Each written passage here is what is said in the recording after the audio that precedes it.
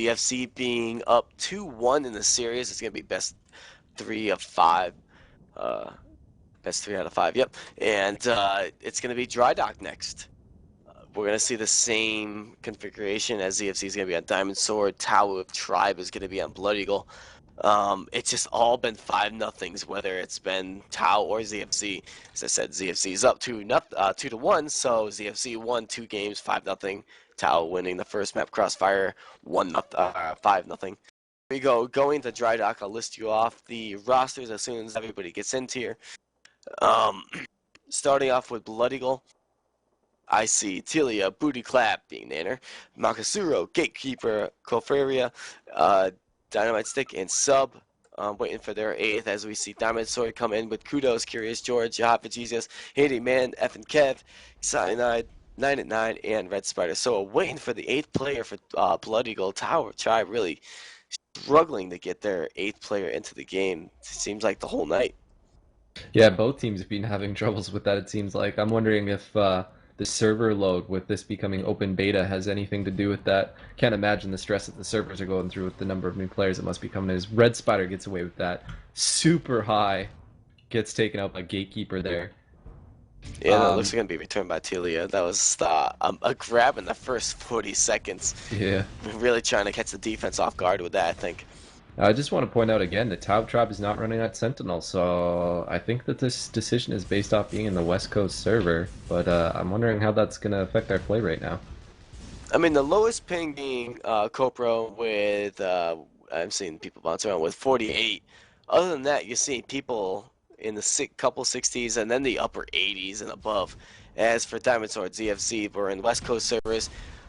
We see a few people at 32, 20, 48. So only a couple people, I think they only have 2 East Coast people above something like 80 ping. It really plays an effect of the game. And, you know, good for them for at least adapting to each other. I approve of that. Yeah, as we see 99 coming here, but Booty Clap 69-69, able to get away with that. He's got super low health. He could get sniped out here, but he misses that snipe. As we see, yeah, 9 at 9. He gets chained out and actually that flag's return. Yeah, but Booty Clap almost getting that cap. Curious George to get that E-grab. Yeah, Dynamite Stick looks to pick up that flag. If not, Sub will. Sub actually might return this grab and get that cap if no one else doesn't get that grab. Oh, Red Spider with that E-grab. Just in time. Yes, so the Murph spam on the flag stand as well, but they still hold on to it, that being the Blood Eagles. Diamond Sword getting that clutch E-grab. Look at that, Red Spider making it home. He's going to look to pass it off because he doesn't have much health left. That's going into Handyman, who's a soldier. We are off into our first standoff of the night, folks. Very nice to see. Nitron and Diamond Sword getting that flag return, so if Diamond Sword could get that flag return, no. Maka gets it off with E-grab. As I said, Makasua likes to do that infiltrator trademark by Zajiko. He gets that E-grab, but doesn't buy enough time for the Blood Eagles as Diamond Sword caps that flag. 1-0. That was very nice. I like Drydock. I'm seeing a lot of good plays made by Drydock in the map of Drydock. Yeah, it was a little bit too bad for Tau. I think that the big difference there was actually the Murph span. It prevented them from getting back to their flag right away, which gave Red Spider enough time to go in for the E-grab. So nice to see that heavy offense really doing work. So Red Spider coming in from the back here. Force field's in the way, so that's definitely not happening.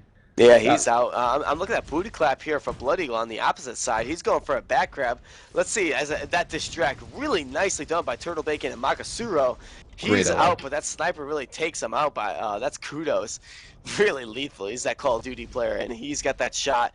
He knocks that out into the flag, or into the field as that flag stands out there, returned by Curious George. Booty Clap's going to instantly go back into his route. He's going to go from the opposite side on the left. I'm checking out Red Spider surpassing him, and he's actually going to go for the grab. Copro almost dead. He's actually taken out. He suicides, and he grabs that. That's Red Spider with the flag. Halfway home, no Sentinel in the field, so he's actually going to make it home safely. So we're going to need an E-grab. No one on the Blood Eagle side to get that E-grab. That's really the thing that's really effective. Oh, ta-da! There's Maka. He pops out of nowhere. He gets that grab, but not enough to get that cap. Dynamite took it when Booty Clap was coming in for a route. Bit of a miscommunication error there, as I think Booty Clap would have been out clean if he could have managed to get that grab.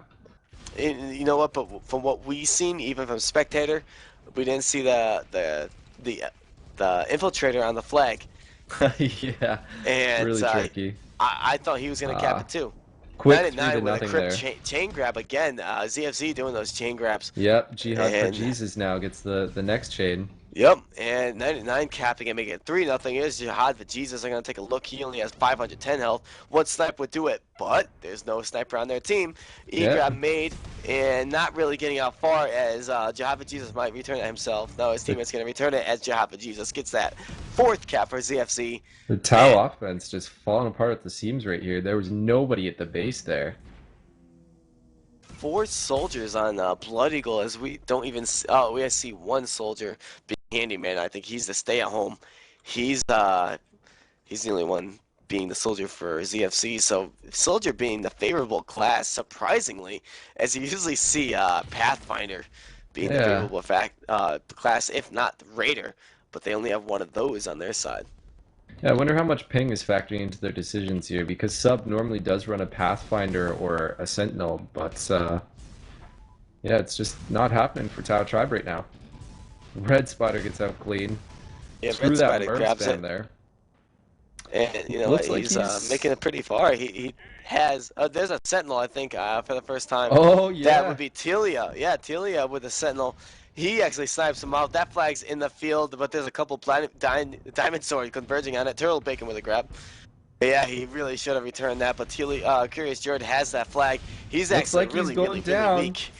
And he's taken out. He's Dynamite sniped up by stick. Sub. Can they get this cap? Handyman has really low Oh, health. He gets sniped up by Sub Snub. again, and Jesus trying to get that grab. That flag Makasuro. E-grab, but taken out. That's in the field. We're trying to get Jahava Jesus to get that 5th cap for him. He's sniped out by Telia, so that flag's down. The Diamond Sword flag is returned in the hands of Kudos. It's all on Turtle Bacon, the Bacon. only one, and no, he's not Oh. able to grab that. So we Very saw nice. they played Sentinels at the end there, and that seemed to make a big difference for them getting yeah. that flag back. You're They right. should have made that switch earlier. Yeah, Sentinel's really a key position in every map. And at the end, man, they really put up a good fight for that last cap. You know what though?